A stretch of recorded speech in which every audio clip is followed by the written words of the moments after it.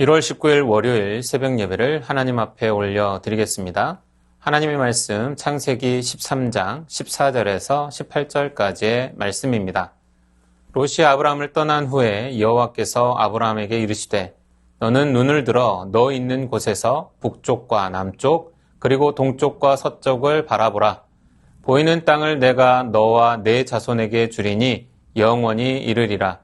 내가 내 자손이 땅의 티끌 같게 하리니 사람이 땅의 티끌을 능히 셀 수 있을진데 내 자손도 세리라. 너는 일어나 그 땅을 종과 횡으로 두루 다녀보라.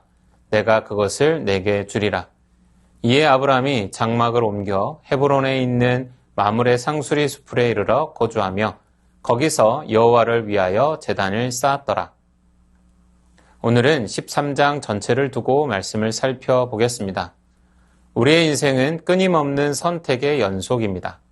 우리는 매 순간 크고 작은 갈림길 앞에 서게 되고 그 선택이 모여 우리의 삶의 방향과 신앙의 깊이를 결정하게 됩니다. 오늘 본문은 믿음의 조상 아브라함과 그의 조카 롯이 각자의 길을 선택하며 갈라서는 장면을 통해 세상의 풍요라는 보이는 길을 따르는 인생과 하나님의 언약을 신뢰하며 약속의 길을 걷는 인생이 얼마나 다른 결과를 낳는지를 분명하게 보여줍니다. 오늘 이 말씀을 통해 우리는 과연 어떤 기준으로 선택하며 살아가고 있는지를 깊이 생각해 보아야 하겠습니다.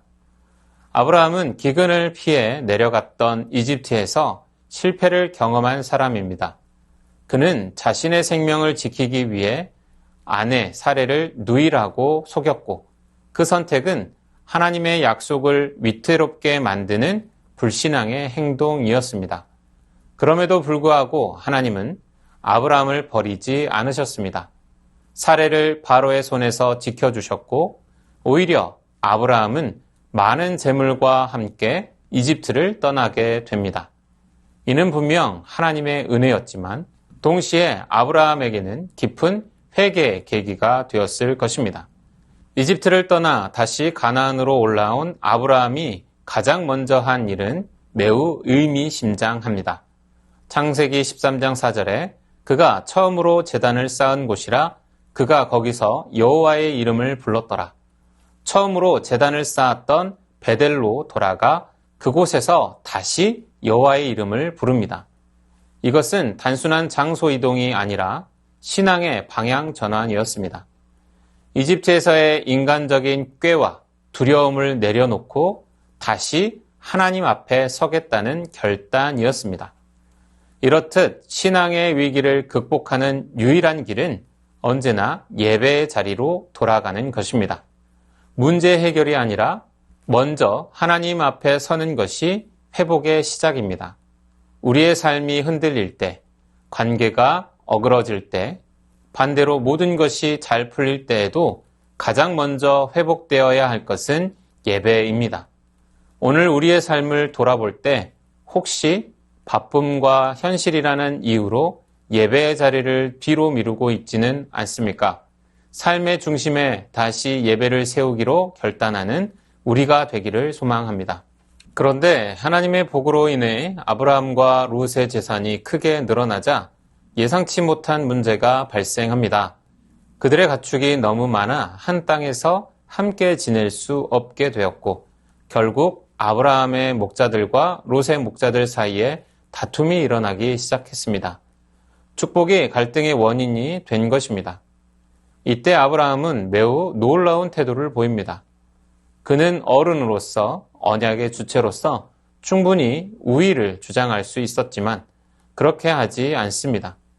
창세기 13장 8절 말씀에 아브라함이 롯에게 이르되 우리는 한 친족이라 나나 너나 내 목자나 내 목자나 서로 다투게 하지 말자. 오히려 그는 롯에게 다가가 우리는 한 친족이라 다투지 말자고 말하며 창세기 13장 9절 내 앞에 온 땅이 있지 아니하냐 나를 떠나가라 내가 좌하면 나는 우하고 내가 우하면 나는 좌하리라. 선택권을 먼저 양보합니다. 이 장면에서 우리는 믿음의 사람의 품격을 보게 됩니다. 아브라함은 손해를 감수할 수 있었던 사람이었습니다. 그 이유는 분명합니다. 그는 땅을 소유하는 것이 아니라 약속을 소유한 사람이었기 때문입니다. 그러나 롯은 이 기회를 전혀 다른 시선으로 바라봅니다. 창세기 13장 10절 말씀에 이에 롯이 눈을 들어 요단 지역을 바라본 즉 소알까지 온 땅에 물이 넉넉하니 여호와께서 소돔과 고모라를 멸하시기 전이었으므로 여호와의 동산 같고 애굽 땅과 같았더라. 그는 눈을 들어 요단 온 들을 바라보았고 그 땅은 물이 넉넉하여 여호와의 동산 같고 애굽 땅과 같아 보였습니다. 롯의 기준은 명확했습니다. 눈에 좋아 보이는 것, 당장 유익이 되는 것, 현실적으로 가장 합리적인 선택이었습니다. 그런데 성경이 분명히 말씀하지 않습니까? 창세기 13장 13절에 소돔 사람은 여호와 앞에 악하며 큰 죄인이었더라. 그 땅 사람들은 여호와 앞에 악하며 큰 죄인이었습니다. 롯은 환경은 보았지만 영적 현실은 보지 못했습니다. 그는 물질적 풍요를 선택했지만 그 선택은 점점 소돔을 향해 그의 삶을 끌고 갔습니다. 처음에는 들에 장막을 쳤지만 점차 소돔 가까이로 이동하게 됩니다. 여기서 우리는 스스로에게 매우 정직한 질문을 던져야 합니다. 나는 지금 무엇을 기준으로 선택하고 있는가라는 질문입니다. 직장, 자녀 교육, 재정, 인간관계, 삶의 방향을 결정할 때 나는 과연 무엇을 먼저 보고 있는가를 점검해야 합니다.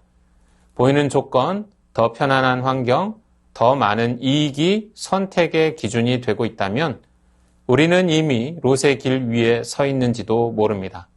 눈에 좋아 보이는 길이 아니라 하나님과의 관계를 지킬 수 있는 길을 선택하겠다는 결단이 필요합니다. 지금 바로 결단하시기를 축원합니다. 롯이 떠난 후 아브라함은 인간적으로 보면 외로웠을지도 모릅니다. 함께하던 조카를 떠나보냈고 좋은 땅을 양보했습니다. 바로 그때 하나님께서 아브라함을 찾아오십니다. 그리고 하나님은 그에게 다시 눈을 들어 사방을 보라고 말씀하시며 창세기 13장 15절 말씀에 보이는 땅을 내가 너와 내 자손에게 주리니 영원히 이르리라고 약속하십니다. 롯은 스스로 선택했지만 아브라함은 하나님께서 선택해 주셨습니다. 이것이 약속의 길을 걷는 사람에게 주어지는 특권입니다. 하나님은 아브라함의 자손이 땅의 티끌같이 많아질 것이라고 약속하시고 아브라함은 그 말씀을 믿고 순종하여 헤브론의 마므레 상수리 숲으로 옮겨갑니다. 창세기 13장 18절 말씀, 이에 아브라함이 장막을 옮겨 헤브론에 있는 마므레 상수리 숲에 이르러 거주하며 거기서 여호와를 위하여 제단을 쌓았더라. 그리고 그곳에서도 그는 여호와를 위하여 제단을 쌓습니다. 아브라함의 삶은 늘 동일합니다. 이동할 때마다 제단을 쌓고 머무는 자리마다 하나님을 예배합니다. 이것이 약속의 길을 걷는 인생의 특징입니다. 세상의 눈으로 보면 롯의 선택은 매우 현실적이고 지혜로워 보였을 것입니다. 반면 아브라함의 양보는 어리석어 보였을지도 모릅니다. 그러나 결과는 완전히 달랐습니다. 롯은 보이는 길을 따라갔고 결국 모든 것을 잃었지만 아브라함은 약속의 길을 따라가며 영원한 기업을 얻었습니다. 보이는 길은 신기루와 같고 약속의 길은 보물지도를 따라가는 길과 같습니다. 신기루는 당장 시원해 보이지만 결국 우리를 죽음으로 이끌고 보물지도는 험해 보여도 끝에 참된 보상을 안겨줍니다. 약속의 길을 따라 영원한 기업을 얻는 우리 되기를 소망합니다. 오늘 하나님은 우리에게도 동일하게 말씀하십니다. 너는 눈을 들어보라. 그러나 그 눈은 세상을 탐하는 눈이 아니라 말씀을 붙드는 믿음의 눈이어야 합니다. 보이는 길이 아니라 약속의 길을 선택하는 성도들, 손해를 두려워하지 않고 예배의 자리를 지키는 성도들, 그 삶 위에 하나님은 반드시 신실하게 역사하실 줄 믿습니다. 그 약속의 길을 끝까지 걸어가는 우리 모두가 되기를 주님의 이름으로 축원합니다. 말씀을 의지하여 함께 기도하겠습니다. 세상의 유혹과 실패의 자리에서 돌이켜 다시 예배의 단을 쌓으며 하나님 중심의 삶을 회복하게 하옵소서. 눈앞의 이익보다 하나님과의 관계를 중시하며 약속을 소유한 자답게 기꺼이 양보하는 믿음의 품격을 갖게 하옵소서. 눈에 보이는 풍요가 아닌 하나님의 약속을 따라 걷게 하시고 주님이 예비하신 영원한 기업을 누리게 하옵소서.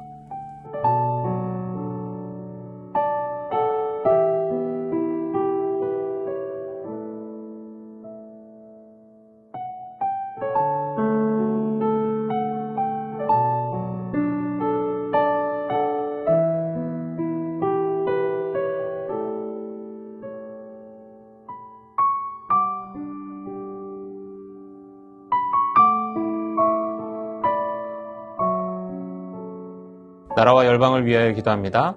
사회 곳곳에 소외된 이웃들이 하나님의 사랑 안에서 존중받게 하시고 우리가 낮은 자세로 그들을 섬기며 하나님 사랑을 실천하게 하옵소서. 전쟁과 자연재해로 고통받는 열방에 주님의 평화가 임하게 하시고 무너진 삶의 터전이 하나님의 은혜로 속히 회복되게 하옵소서. 닫혀있는 북한의 문이 복음으로 열리게 하시고 남과 북이 복음 안에서 하나 되어 열방을 섬기는 통일한국이 되게 하옵소서.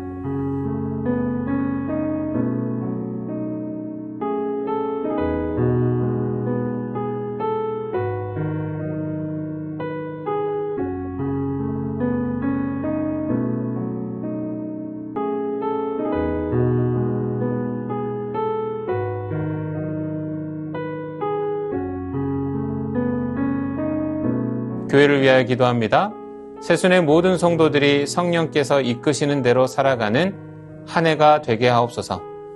다음 세대가 가정과 교회에서 인격적으로 존중받으며 자라게 하시고 신앙 전수를 통해 믿음의 명문 가문을 세워가게 하옵소서. 노년의 시니어 어르신들이 강건한 신체와 맑은 영성으로 기도하게 하시고 겨울철 모든 질병과 사고로부터 안전하게 하옵소서.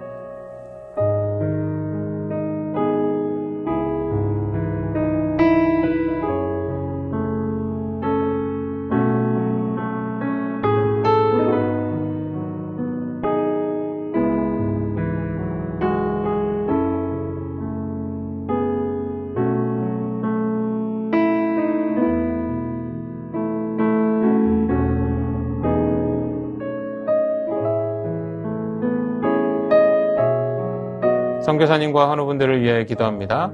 캄보디아 조학현 정승원 선교사님을 위해 국경 접경 지역에서 가까운 이곳 끌얼란이 전쟁 피해 없이 피난민들을 위한 안전한 대피처로 계속 활용되고 이어지는 긴급 구호 물품 지원이 지치지 않고 이어지도록 피난 학생들이 끌얼란 고등학교에 많이 유입이 되었는데 학업을 정상적으로 잘 이어갈 수 있도록 태국과 캄보디아가 조속히 평화협정과 휴전 합의에 동의하고 전쟁을 멈추도록 환우분들을 위하여 기도합니다. 박준석 집사님의 모친 김옥순 권사님, 급성 백혈병으로 전이된 상황 속에서 항암과 수혈의 부작용으로 큰 어려움을 겪고 있습니다. 의료진이 속히 치료의 방향을 정하게 하시고 권사님과 가족들의 마음을 붙들어 주시고 회복의 은혜를 더하여 주옵소서.